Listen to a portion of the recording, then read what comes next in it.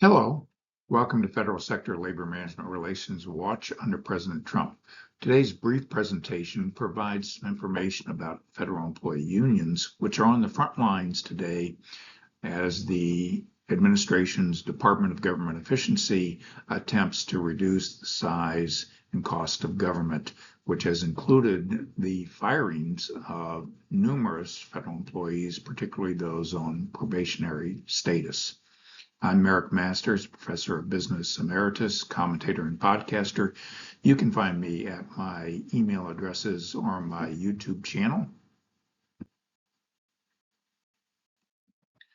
We'll talk briefly today, just provide a little bit of information for the audience about bargaining representation in the federal sector, bargaining representation by major federal employee union in comparison to their membership, which shows you the extent to which there is a free riding problem in the federal sector. We'll also talk about federal employee rights under the statute, which regulates labor management relations in the civilian federal sector.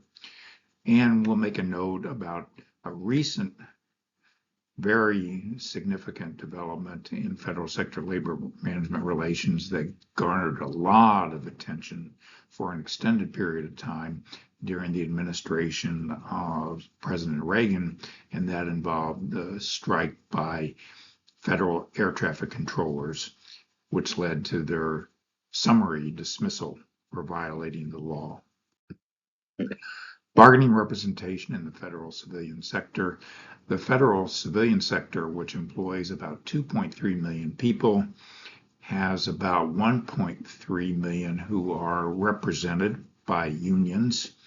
There are roughly more than 50 organizations which represent federal employee unions across a number of different agencies at the cabinet level and also independent agencies in the federal government.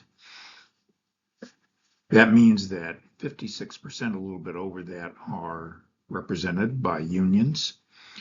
And the most represented employees are in the Veterans Affairs Administration, where almost 486,000 employees are represented by unions, followed by the Department of Homeland Security, where over 223,000 are represented. And then you have several hundred thousand represented in Department of Defense related agencies, including the Army, Navy, and Air Force, as well as the Department of Defense itself.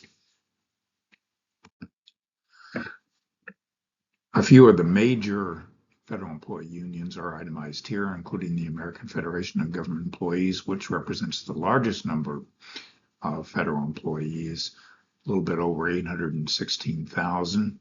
It has a membership of 313,000, which means that its membership comprises only about 38% of its total representation, which suggests that they have a number of people in their bargaining units who do not belong to the union or pay union dues. And as a result, they have what we call a high level of free riding.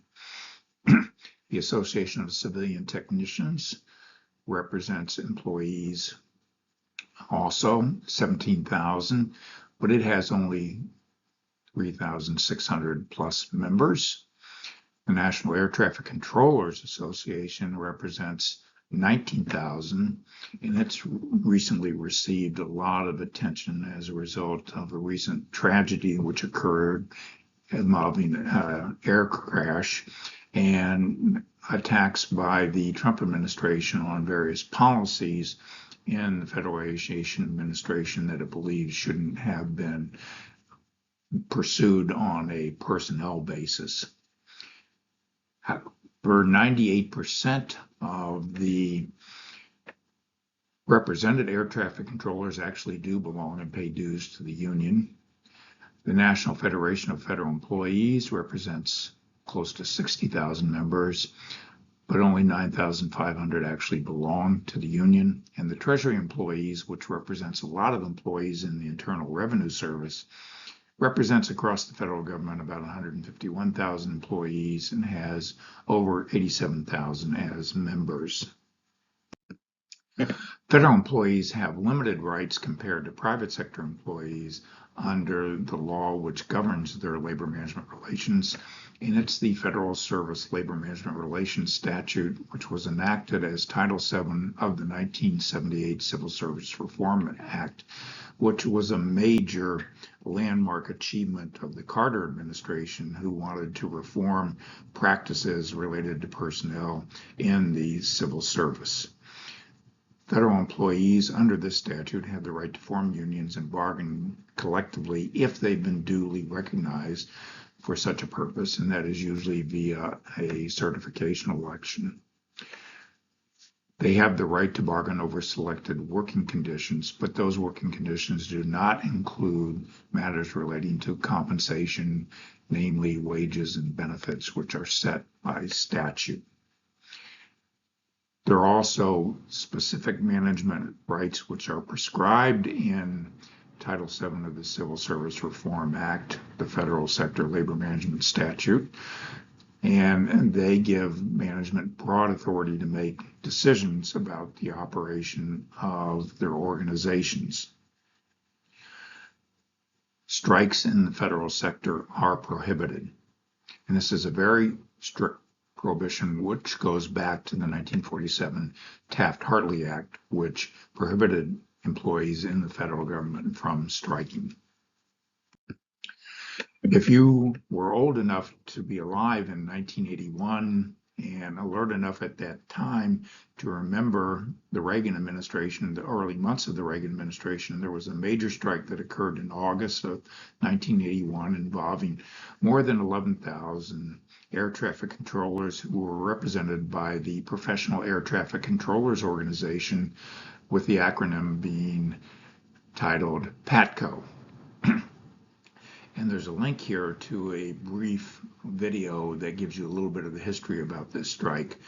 But as I mentioned before, these workers, as federal employees, were not allowed to strike under law, and President Reagan terminated them for striking. He gave them a certain amount of time to come back to work, which they refused to do, and as a result, 11,000 of them were terminated from employment.